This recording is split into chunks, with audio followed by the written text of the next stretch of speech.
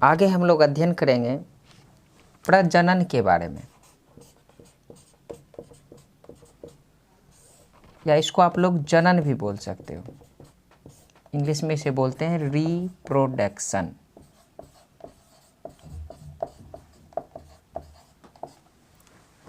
देखिए इसमें क्या होता है कि इसकी हम लोग जैसे माने होता है पुनः, और प्रोडक्शन का मतलब होता है निर्माण। प्रोडक्शन का मतलब होता है निर्माण, यानी का मतलब होता है पुनः और प्रोडक्शन का मतलब होता है निर्माण। इससे स्पष्ट ये हो रहा है कि ये फिर से निर्मित कर रहा है, ये फिर से निर्माण कर रहा है। यानी प्रजनन का मतलब ही होता है कि एक जीव अपने ही जैसे दूसरे जीवों को निर्मित कर रहा है। एक जीव अपने ही जैसे दूसरे जीवों को निर्मित कर रहा है, जिसको कि हम लोग प्रजनन बोलते हैं। यानी इस जगत में जितने भी जीव हैं वो क्या कर रहा है, अपने ही जैसे जीवों को उत्पन्न कर रहा है, जिसको कि हम लोग प्रजनन बोलें। स्टूडेंट यहाँ पर क्या है कि प्रजनन दो प्रकार के होते हैं। प्रजनन दो प्रकार के होते हैं। पहला होता है सेक्सुअल रिप्रोडक्शन, सेक्सुअल रिप्रोडक्शन, और दूसरा होता है एसेक्सुअल रिप्रोडक्शन।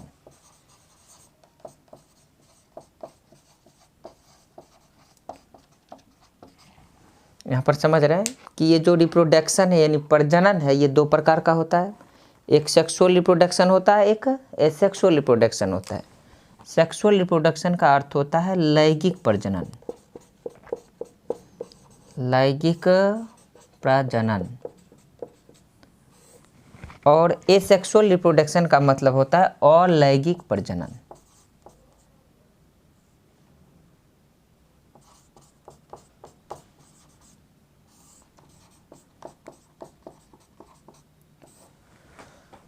तो सबसे पहले हम लोग चर्चा करेंगे सेक्सुअल रिप्रोडक्शन की। सेक्सुअल रिप्रोडक्शन में क्या होता है कि दो जीवों की आवश्यकता होती है या फिर दो युग्मकों की आवश्यकता होती है। कभी कभी क्या होता है कि एक ही जीव में सेक्सुअल रिप्रोडक्शन हो सकता है। तो इस कंडीशन में आप ये बोलेंगे कि सेक्सुअल रिप्रोडक्शन में दो जीवों की आवश्यकता होती है या फिर दो युग्मकों की आवश्यकता होती है। अगर हम लोग इसको सिर्फ ये बोले कि दो जीवों की आवश्यकता होती है, तो कभी कभी क्या होता है कि कुछ ऐसे पौधे होते हैं जो कि उभयलिंगाश्रयी होता है, जिसमें क्या होता है कि एक जीव में ही दोनों युग्मक का काम करता है। यानी उसमें मेल सेक्स ऑर्गन्स भी होते हैं और फीमेल सेक्स ऑर्गन्स भी होते हैं। तो इसको हम लोग ऐसे करेंगे कि सेक्सुअल रिप्रोडक्शन एक वैसा रिप्रोडक्शन होता है जिसमें दो जीवों की आवश्यकता होती है, फिर दो युग्मकों की आवश्यकता होती है। अगर हम लोग मनुष्य को उदाहरण लेकर समझते हैं तो इसमें क्या होगा कि एक मेल होगा और दूसरा फीमेल होगा। एक मेल होगा, दूसरा फीमेल होगा। मान लीजिए ये मेल है और ये फीमेल है। मेल के माध्यम से बनेगा मेल गैमेट,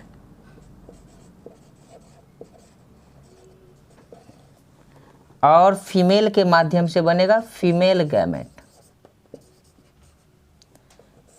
मेल के माध्यम से बनेगा मेल गैमेट और फीमेल के माध्यम से बनेगा फीमेल गैमेट। यानी मेल गैमेट को बोलते हैं नर युग्मक। इसको क्या बोलते हैं? नर युग्मक। और फीमेल गैमेट को बोलते हैं मादा युग्मक। समझ रहे हैं? सेक्सुअल रिप्रोडक्शन क्या होता है? इसमें दो जीवों की आवश्यकता होती है या फिर दो युग्मकों की आवश्यकता होती है। अगर हम लोग मनुष्य को उदाहरण माने तो एक मेल होगा, एक फीमेल होगा। मेल के माध्यम से बनेगा मेल गैमेट और फीमेल के माध्यम से बनेगा फीमेल गैमेट। मेल गैमेट यानी नर युग्मक और फीमेल गैमेट मतलब मादा युग्मक। इससे स्पर्म का निर्माण होगा और इससे ओवा का निर्माण होगा। इससे स्पर्म का निर्माण होगा, इससे ओवा का निर्माण होगा। स्पर्म माने शुक्राणु, ओवा माने अंड या फिर अंडाणु। ये दोनों क्या होगा, आपस में संलयन होगा, इसका आपस में मिलन होगा, यानी यहाँ पर स्पर्म और ओवा दोनों मिलेगा। जब ये दोनों मिलेगा इसको बोलेंगे फर्टिलाइजेशन।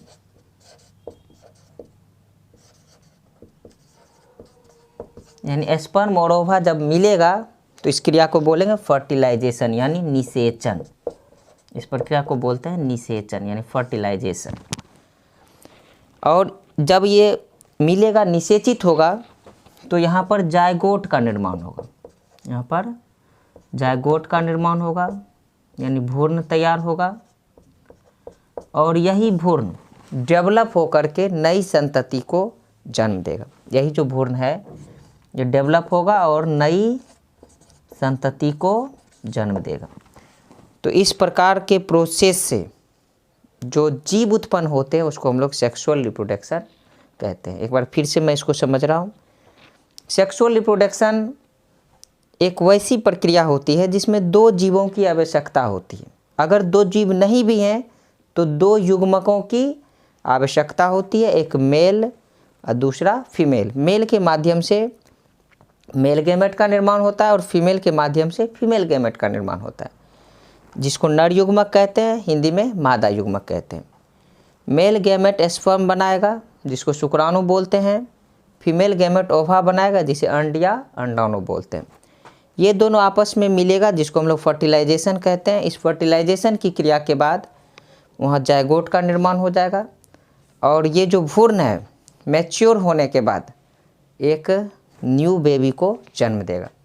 तो प्रजनन की इस विधि को हम लोग सेक्सुअल रिप्रोडक्शन यानी लैंगिक प्रजनन कहते हैं। अब दूसरे पॉइंट में आते हैं, ए सेक्सुअल रिप्रोडक्शन।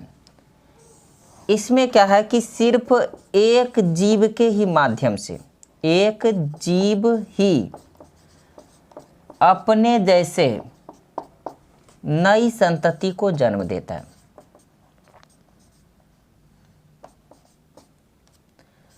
यानी एक जीव अपने ही जैसे, यानी एक जीव के ही माध्यम से उसके जैसे नई संतति का निर्माण हो रहा है, जिसको कि हम लोग एसेक्सुअल रिप्रोडक्शन कहते हैं।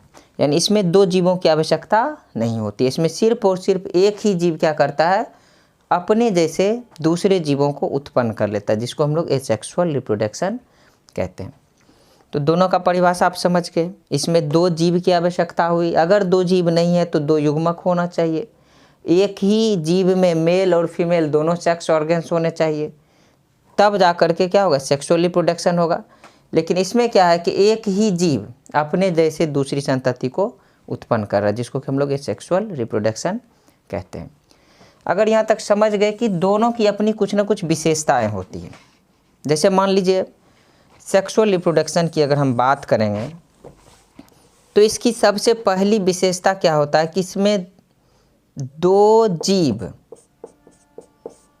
या दो युग्मक, दो जीव या दो युग्मक की आवश्यकता होती है। यानी अब हम लोग सेक्सुअल रिप्रोडक्शन की विशेषता की बात कर रहे हैं, तो इसमें क्या होगा, दो जीव या दो युग्मक की आवश्यकता होगी। जबकि सेक्सुअल में क्या है, इसमें क्या होगा, एकल जीव होते हैं। इसमें क्या होते हैं, एकल जीव होते हैं, अर्थात एक ही जीव के माध्यम से दूसरे जीवों की उत्पत्ति हो जाती है। ये इसकी पहली विशेषता होती है। अब सेक्सुअल रिप्रोडक्शन में क्या है कि इसमें अर्धसूत्री विभाजन होता है, अर्धसूत्री विभाजन होता है। और यहाँ पर क्या है कि इसमें समसूत्री विभाजन होता है। इसमें क्या होता है, समसूत्री विभाजन होता है। इसको भी हम समझेंगे। होता क्या है, अब मान लीजिए मनुष्य के लिए बात करते हैं कि अगर मान लीजिए सेक्सुअल रिप्रोडक्शन में एक मेल है एक फीमेल है, और हम लोग जानते हैं कि मेल में और फीमेल दोनों मनुष्य है तो उसमें क्रोमोसोम की संख्या 46 यानी 46 होती है। लेकिन क्या होता है कि जब मेल के द्वारा मेल गैमेट का निर्माण होता है तो 46 क्रोमोसोम में से सिर्फ उसमें आधा क्रोमोसोम जाता है, यानी 23 क्रोमोसोम जाता है। यानी जो हमारा नर युग्मक बनेगा, मेल गैमेट बनेगा, इसमें 23 क्रोमोसोम रहेगा, और फीमेल गैमेट जो बनेगा इसमें भी क्या होगा, 23 क्रोमोसोम होगा। यानी इसमें जो क्रोमोसोम है वो क्या हो जाता है, बट रहा है। इसलिए इसको हम लोग क्या बोलते हैं, अर्धसूत्री विभाजन। तो यानी जो सेक्सुअल रिप्रोडक्शन होगा उसमें क्या होगा, अर्धसूत्री विभाजन होगा। जबकि एसेक्सुअल रिप्रोडक्शन में क्या होता है कि एक ही जीव अपने ही जैसे दूसरे जीव को उत्पन्न कर रहा है। मान लीजिए यहाँ पर कोई एक जीव है और यही जीव क्या कर रहा है, दो भागों में बट करके दो नए जीवों का निर्माण कर लिया। अगर इसमें 20 क्रोमोसोम हैं, मान लिया जाए कि इसमें 20 क्रोमोसोम है, तो ये क्या होगा कि दोनों जीव में 20-20 क्रोमोसोम आ जाएगा। इसमें किसी भी प्रकार का विभाजन नहीं होता है। जनक में जितने क्रोमोसोम होते हैं उसकी संतति में भी उतना क्रोमोसोम ट्रांसफ़र हो जाता है। इसलिए इसमें क्या होता है, समसूत्री विभाजन होता है। तो 2 विशेषता हम जान गए। पहली विशेषता ये था, इसमें 2 जीव या 2 युग्मकों की आवश्यकता होती है, और इसमें क्या है, एकल जीव ही अपने जैसे जीव को उत्पन्न कर लेता है। दूसरी विशेषता जाने कि इसमें अर्धसूत्री विभाजन होता है, इसमें क्या होता है, समसूत्री विभाजन होता है। हम लोग इसको समझ लिए। इसके बाद आगे क्या है कि अगर हम लोग सेक्सुअल रिप्रोडक्शन की बात करेंगे तो इसके जो जीव होते हैं इसमें वृद्धि एवं गुणन काफ़ी कम होता है। यानी सेक्सुअल रिप्रोडक्शन में जो जीव होते हैं उसमें वृद्धि और गुणन जो होता है वो काफ़ी कम होता है। इसमें वृद्धि और गुणन क्या होता है, कम होता है। जबकि एसेक्सुअल रिप्रोडक्शन में जो जीव होंगे इसमें ये प्रक्रियाएं तेज़ी से होगी। इसको एक बार अच्छे से समझते हैं। तीसरी विशेषता है कि सेक्सुअल रिप्रोडक्शन के माध्यम से जो जीव उत्पन्न होते हैं उसका वृद्धि और गुणन कम होगा। किसके तुलना में, एसेक्सुअल रिप्रोडक्शन के तुलना में। अब इसको ऐसे भी समझ सकते हो कि जैसे मान लीजिए सेक्सुअल रिप्रोडक्शन के माध्यम से एक बच्चा पैदा किया, मनुष्य एक बच्चा पैदा किया, और उसी समय अलैंगिक प्रजनन के माध्यम से एक पौधा लगा दिया जाए। जब हम कुछ वर्षों के उपरांत इसको जाकर के देखेंगे, इसका अवलोकन करेंगे, तो ये जो बच्चा था उसका वृद्धि क्या होगा, कम होगा।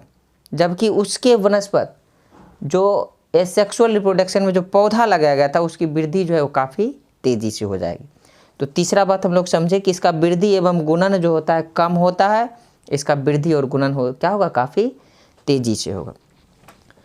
अगला पॉइंट ये है कि सेक्सुअल रिप्रोडक्शन से जो भी जीव उत्पन्न होंगे उसमें विभिन्नताएं पाई जाएगी।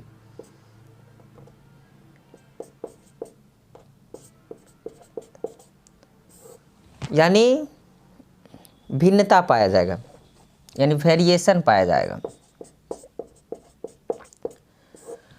सेक्सुअल रिप्रोडक्शन में जो भी जीव उत्पन्न होंगे इसमें क्या होगा, भिन्नता पाया जाएगा।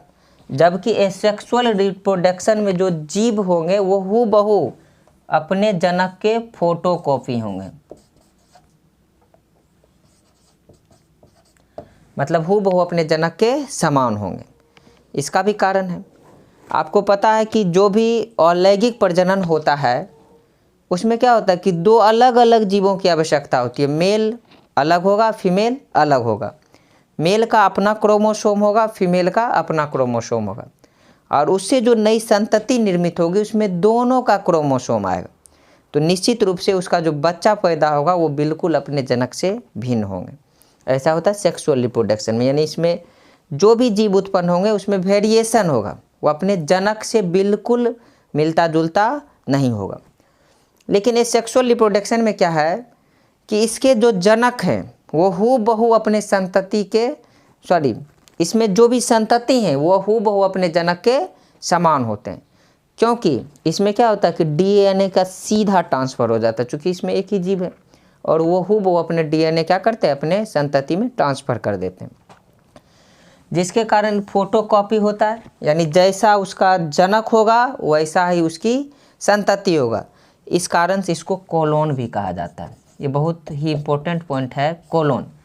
कोलोन का मतलब होता है कि एसेक्सुअल रिप्रोडक्शन में जो जीव उत्पन्न होते हैं वह क्या होता है, अपने जनक के हूबहू समान होते हैं। इसी कारण से हम लोग इसको क्या बोलते हैं, कोलोन बोलते हैं। तो ये हो गया हमारा प्रजनन के बारे में, समझे ना।